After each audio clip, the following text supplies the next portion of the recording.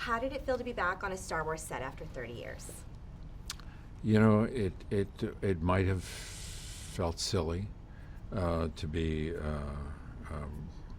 going back and playing a character that you played 40 years ago, but it didn't. And it didn't because there was a clear job to be done. There was an extension of the character that I thought was interesting and would take the audience to a new place. There was a development in the character that doesn't play out on screen, but is referred to in a way that the audience understands the circumstances that have been part of Han's history between the last of the first three and the events that we're following in this one. And those circumstances in his life have created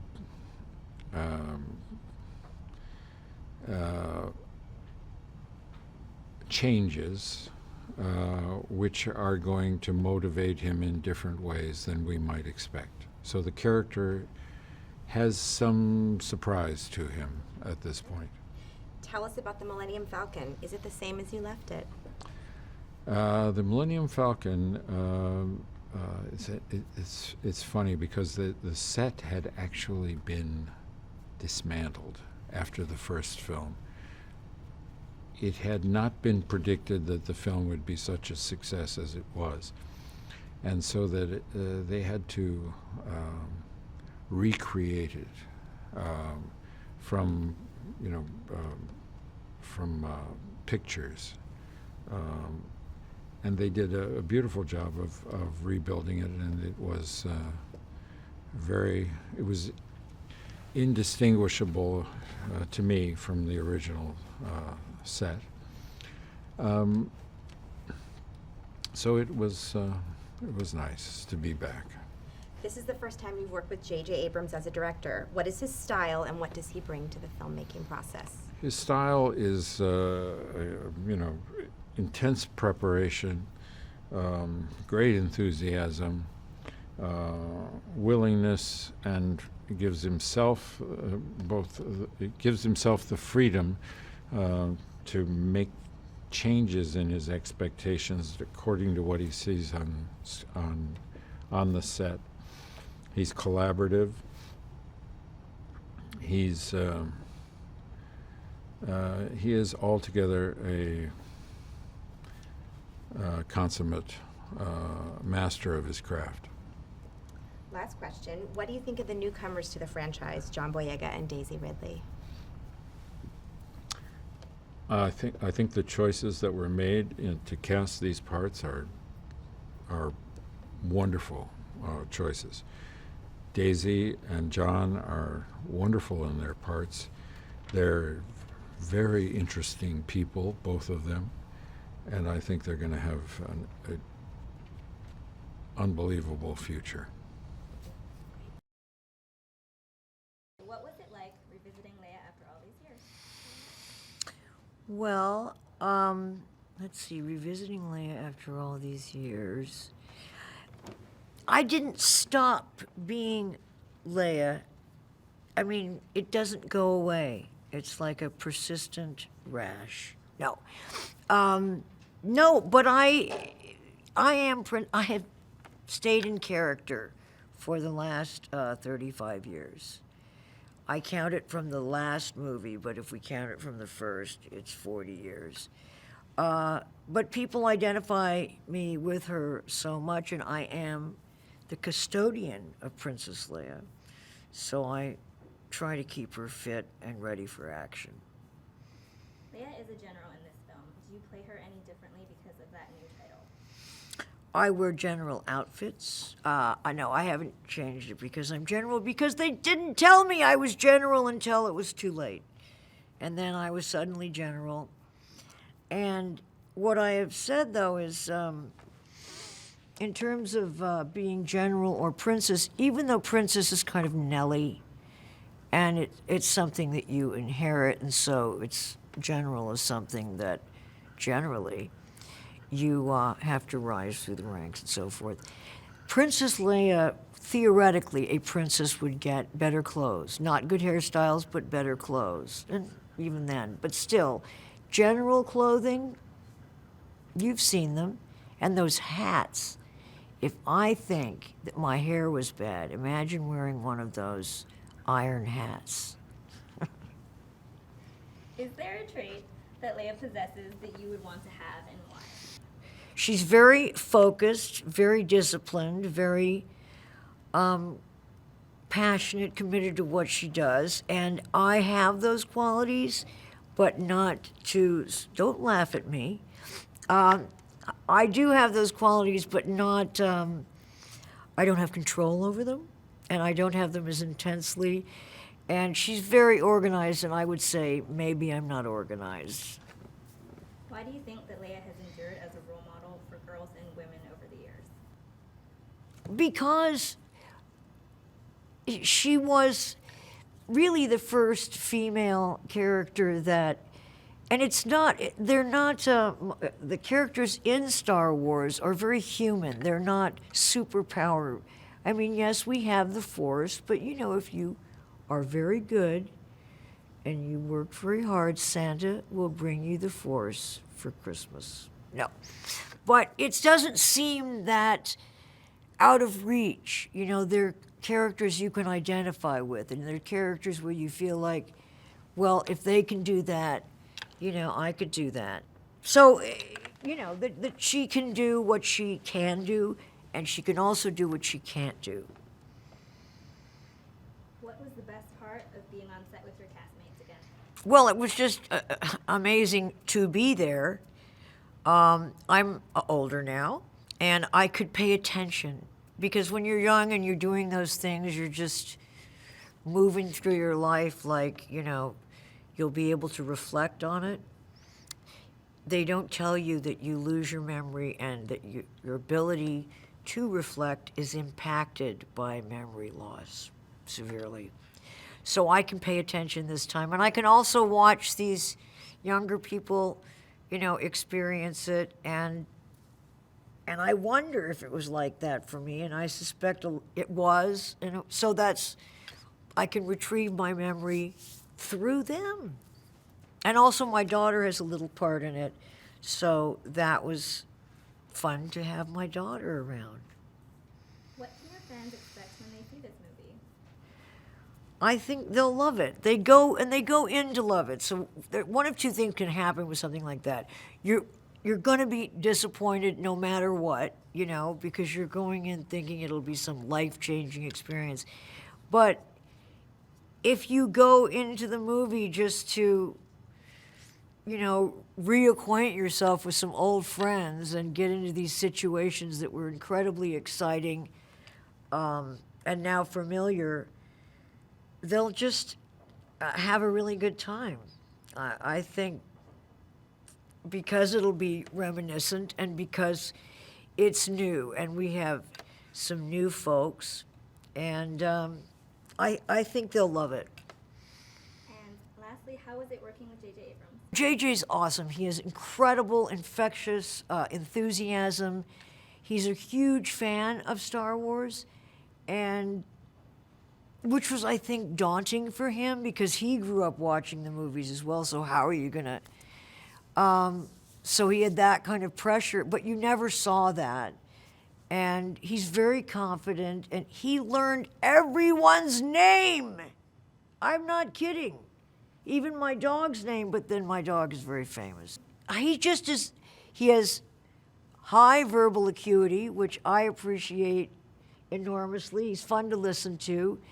And even though he's younger than I am by like an hour, that feels more like 10 years, he has a lot of the same sort of media references. And he knows movies, he knows music, and he loves his job. So it's a pleasure to watch anybody enjoy what they're doing. In what ways did being in Star Wars The Force Awakens meet your expectations as an actor and as a fan? I knew that as an actor, having J.J.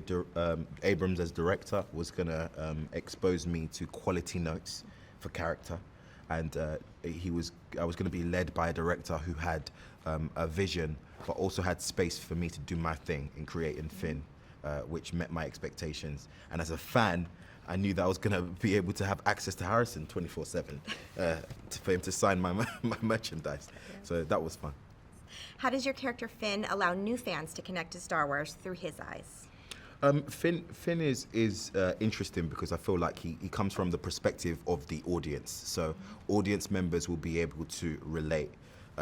In certain scenes where JJ would have things go a certain way, I'd always go, let's have Finn just not know about what's going on right here, because, you know, that would be an interesting take. And I feel like for people who've never watched Star Wars before, when they're like this, wait, what's going on? It'll be great because Finn will be like that too. So they'll be able to follow him through that story. How impressive were the practical sets? How important were they to you as an actor?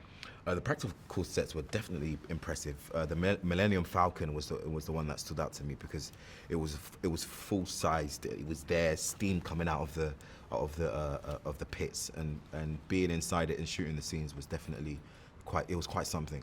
Awesome. Talk about the importance of music in this film. We went to Fox, the Fox lot, to watch John Williams score the movie, and it's just crazy to me. The music is so important because it drives the story, it drives the narrative, and it has commentary on the undertones of emotions when it comes to each character. I must say, John Williams done very well. When Finn takes off his helmet, the music that plays makes me just go, it's pretty darn cool. With all the attention on this huge movie and even an action figure modeled after you, how has this changed your life? Are you able to walk around incognito? Yeah, I can still do that, but I just feel like I'm doing it on borrowed time. I feel like my old life is not mine anymore, and I kind of have to give it back and exchange it for this new one. But I've enjoyed that this process has been steady and gradual, and yeah, it's gonna be crazy when it's released. Yes, it is. What was it like working with J.J. Abrams? JJ's fantastic. He eats a bit too much almonds, but we'll leave that to the side. But he's a good director, and he's someone that has a vision. He's an actor's director, and makes character the priority. And I love a director that can do that despite visual effects and how crazy and big Star Wars is. He really fixes on making sure that the characters work. One last question. If you had to describe your experience making this film in one word, what would it be and why? I would say glorious. Glorious. Because I think for all of the cast, specifically me and Daisy, I think going through this process has brought out the best in us in terms of hard work. In terms of my personal life, being able to relate to Finn and relate to these characters who are in over their heads but still step up to the cause in the name of good, for me has been a consistent reminder of how amazing this experience has been. It's been quite the ride. It's been quite the ride. Yeah. Did you enjoy playing such a strong, heroic female character, and if so, why? I did. But I also enjoyed that she's not just those things. Rey is kind of a simple young woman, and she just gets swept onto this incredible journey. So to play a role that's so nuanced and an incredibly emotional role was thrilling, because it wasn't what I expected. I don't think it is going to be what people expect, and that is incredibly exciting. Yes. What do you want girls to take away from the movie? I would love, firstly, girls to enjoy it as a whole, and secondly, from Rey, I hope they feel uplifted and hopeful, and perhaps see themselves in her somewhere, and feel joyful. What does it feel to be a star in a movie franchise that has such a following? Do you feel a responsibility to the fans? I think JJ and Kathy probably feel more of a responsibility than I do, because I'm just saying the words, trying to do a good job. But of course, we all hope that everyone's going to enjoy it. But there are a lot of people to please. There are the old fans who have certain expectations, and there are new fans who hopefully will come on board who perhaps haven't been so immersed in Star Wars before. And I think with JJ at the helm and Larry writing the story they have, combining the old and the new so brilliantly, I think it will appeal to many, many people. Yes. First there was Princess Leia, and now there's Rey. How are they similar, and how are they different? The main difference is that Leia comes from privilege, and Rey doesn't. Leia is obviously born into something. There's a certain level of hierarchy and everything, and Rey is definitely at the bottom of the pile. She really is just working to live every day. She's not in charge of anything. She doesn't really have anyone to have relationships with, be them brothers or husbands or a squadron, I guess, underneath her. Similarities are that they're both women trying to make their way in the world, and they're both pretty kick-ass. Yes. Talk about the importance of music in this film. Well, we went to go and see the scoring with John Williams a few months ago, which was unbelievable, because you watch what's going on and the scenes are already incredible, and then adding the music to it, it's like another thing. It's like seeing a whole other thing. And I had to leave at one point because I was pretty emotional. So to see that all come together, I can't wait. It's absolutely stunning. It's going to be amazing. You jumped right into the movie by filming in the deserts of Abu Dhabi. What did you learn about yourself from that experience? Abu Dhabi for me was a real baptism of fire. I was incredibly nervous, like I really was. And looking back, it's amazing because Rey's journey begins in Jakku, and that's where we began filming. I learnt that even though I am terrified a lot of the time, and even though I don't know what I'm doing, with the right support and the right people around you, you can break through boundaries. You might put on yourself restrictions you might think that you have, and do some really cool stuff. Great. What was it like for you as a young actress to play opposite Harrison Ford, Carrie Fisher, and Mark Hamill? Harrison, Carrie, and Mark are all brilliant people, and they're all incredibly different because they're different people, united by this incredible thing. And they were all so excited to come back, and that is incredibly joyful for us. Because coming into this, you think, who knows better than they do about what story should be told and how excited we should all feel. So they really set a precedent. They're all incredibly kind and warm and funny and wonderful to work with. And it never really felt like we were the newbies. It just felt like a group trying to do the best film, trying to make the best film possible. Right. If you had to describe your experience making this film in one word, what would it be and why? In one word, a roller coaster. Because my Star Wars journey has now spanned over 2 years. I started auditioning over 2 years ago. And so obviously within 2 years, not only with this film, but many, many things have happened. So I've hit every emotion possible. So that is why I would say roller coaster. Last question. You've never worked on such a large-scale film before. Tell us what you thought of the sets and the creatures, and did it inform your acting in any way? I think for me, it didn't feel like working on a huge film. The way people talk about huge films, it didn't feel like that. It felt intimate and kind of small. And then you realise, obviously, the span of how many people it takes to make such a film. But the creatures are insane, and of course they inform because they set the tone. In the desert, in particular, where we started, the creatures were there already setting this tone of Star Wars.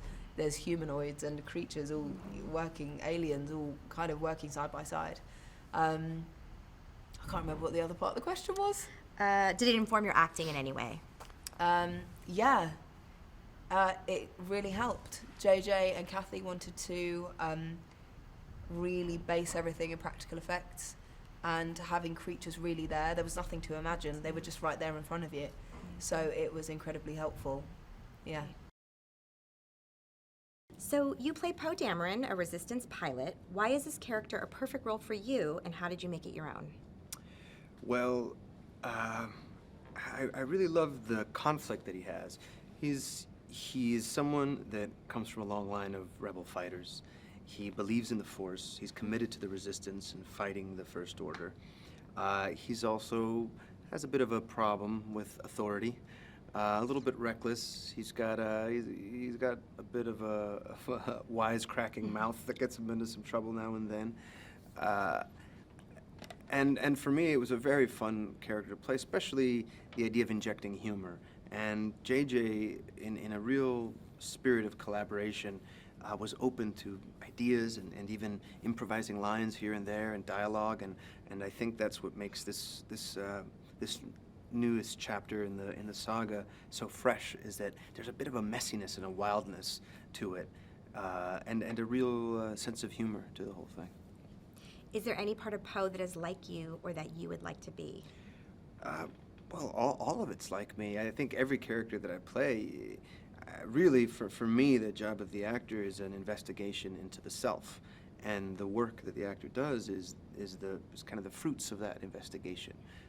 So for me, it's about, well, what would it be like to want to have something to prove like that, to prove your worth and prove your goodness, and also to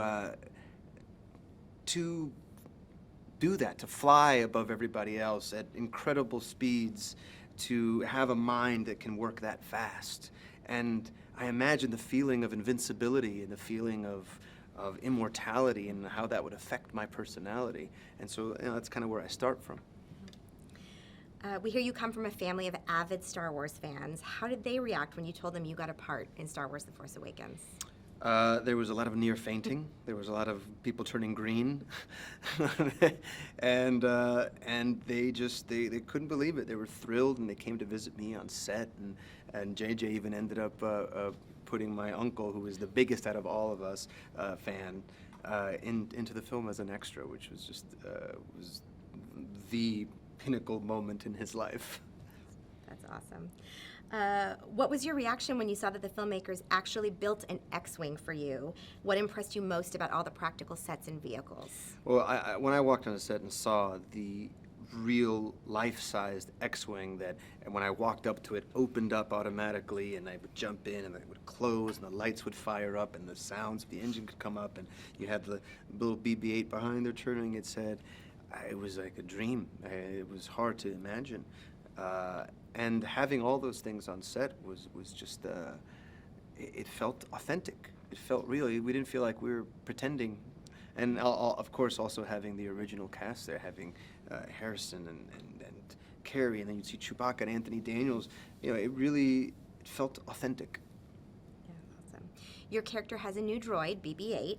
Is he a scene stealer, and how do you think audiences will like him? I think BB-8 might steal the whole movie. BB-8's a very special little droid with its own personality. And I think the thing to remember with Star Wars is that every time a new movie comes out, along with the film comes some sort of advancement in technology. And the engineering of BB-8 is a perfect example of that. It's like magic, the way that they put that little droid together. And again, that's another practical set. It's a real droid that can roll around and do what it does. So I think that's another one of the really special things about Star Wars. How was it working with J.J. Abrams for the first time? Pretty shitty.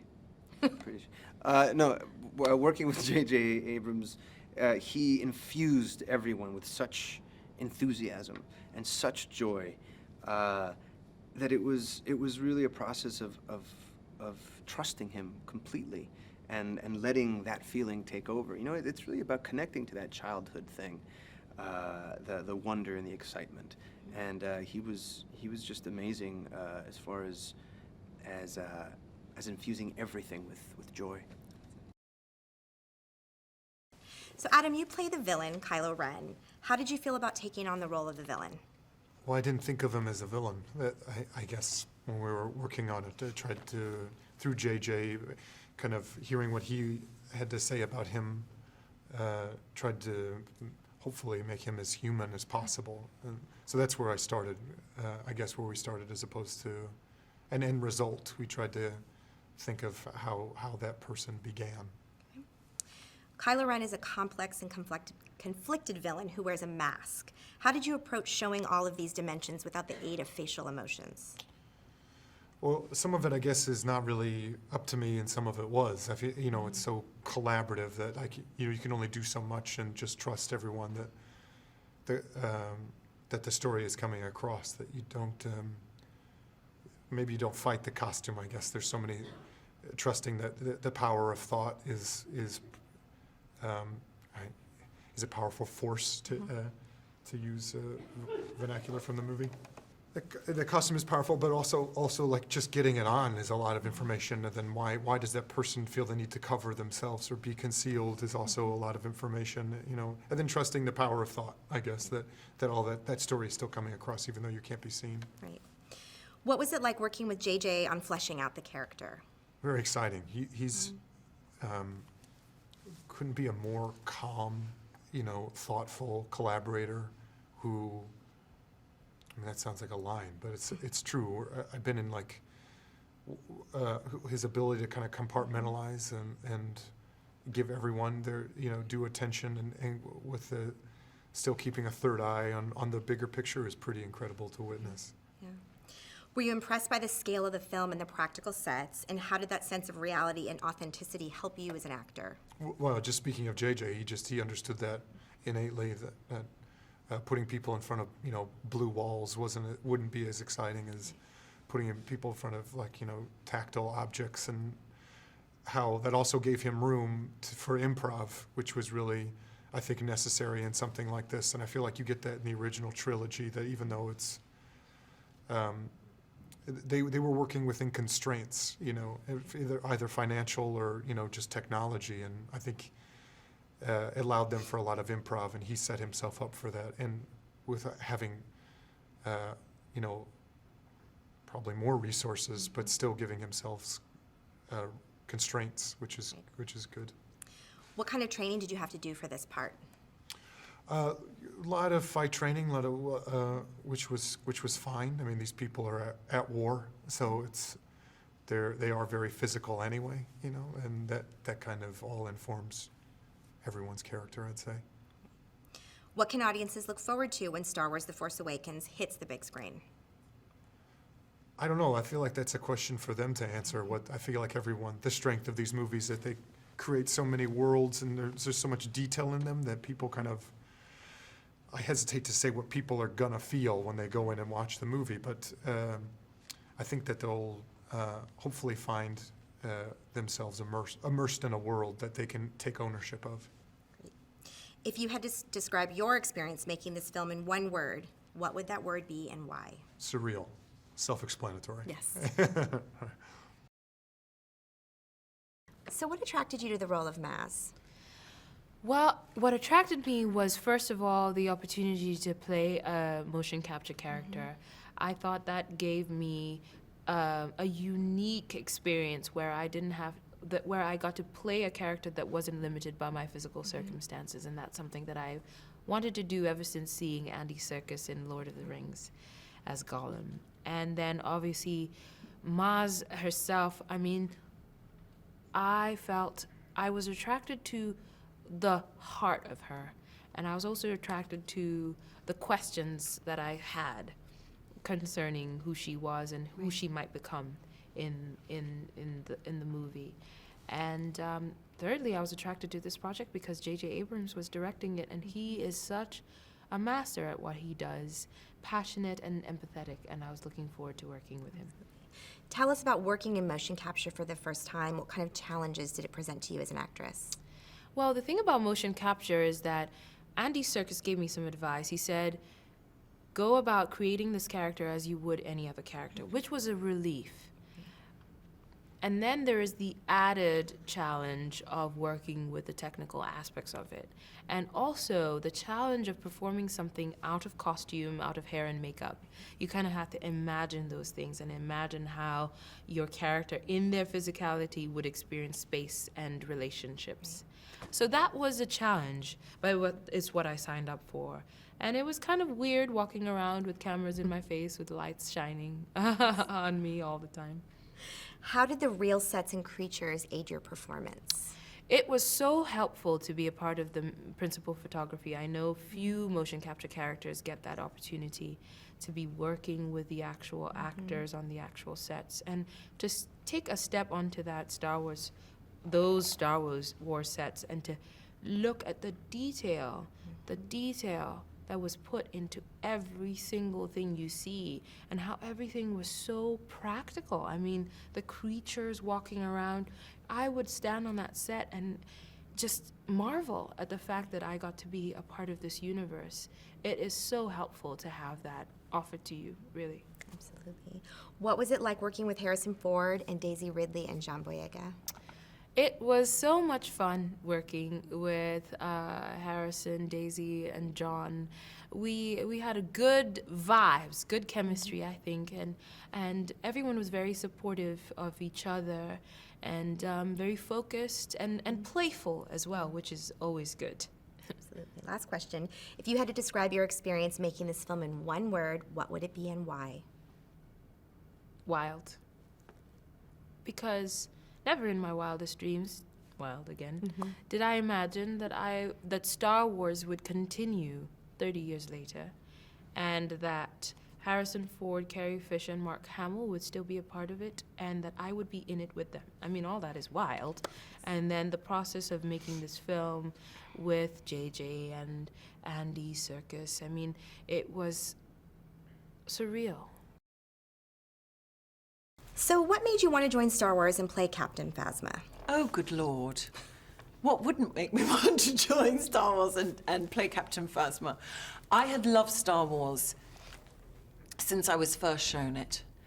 I think I was around 6 years old when my family showed it to me, and I fell in love with the film. There were so many unusual elements, things that I didn't feel I'd seen before in other films. I remember even at that very young age seeing Princess Leia and being so in a state of rapture due to her strength, her wit, her determination, and thinking, that's unusual. I don't really see women like that in the things that I watch, even at that very young age, and thinking, I like it, and I like her, and I want to be like her. That was, you know, I was thinking back about this recently, that was quite a significant moment. I also remember saying, when I was very little, I want to be in a Star Wars film, and being told, well, they don't make them anymore. And so when I heard that they were making them again, this was happening again, and that J.J. Abrams would be directing, I wanted to be in it more than anything. I'd really loved Super 8. I'd really loved what J.J. did with the Star Trek movies. I just felt like this beloved series of films, that this would be in safe hands. And I really wanted to work with J.J. So when I heard that they were going to be casting for the films, I was just like a dog with a bone.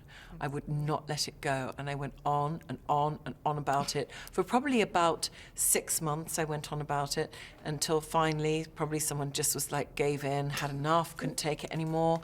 And I was lucky enough to get a meeting. And after that, when I found out fully about the character and about what the costume was and what this character truly was, then I was so excited. Right. And I felt that it was such a modern idea to have... Captain Phasma is Star Wars' first on-screen female villain, I believe. And the idea that there is a female character who is encased in armor, and we primarily form a relationship with her due to her actions and her character, rather than the way she has been made flesh, was very interesting to me. And for there to be a woman depicted in that way in a Star Wars movie felt truly progressive to me. And I realized quite how lucky I was. Absolutely. How did you approach bringing both femininity and power to the role while wearing a face-covering stormtrooper helmet? Well, I didn't really think about bringing femininity to the role. I thought about the character, what the character was, the list of characteristics, things that made up who the character was, their actions, what other people said about the character, what the character said about themselves. And what I did focus on was that I knew, because there's so much costume, that what went on below the neck would be as important as what went on above the neck.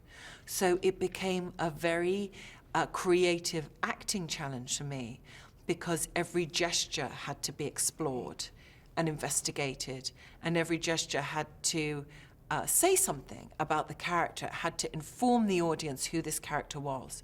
So it meant that I had to do an investigation of the way that the character walked, the way she stood, and where the emphasis would be in the body.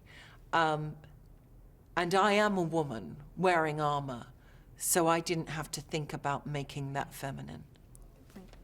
What was it like to be on set surrounded by the Star Wars world and seeing all the original cast?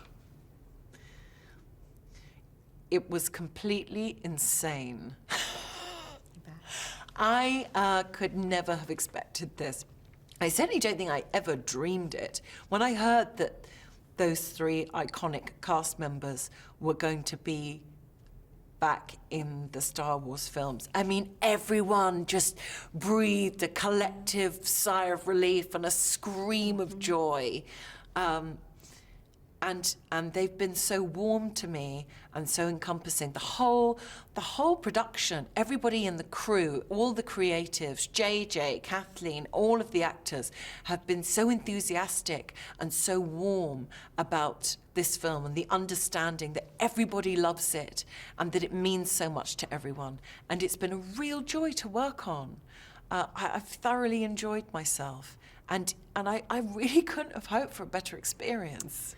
To that point, if you had to describe your experience making this film in one word, what would it be and why? Mind-bending. Not really one word, though, is it? Might be 2.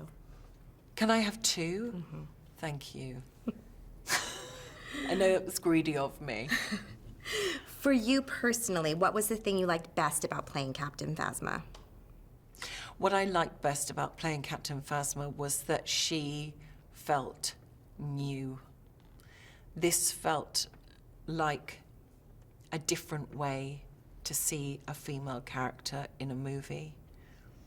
It felt like a different way for an audience to form a relationship with a female character.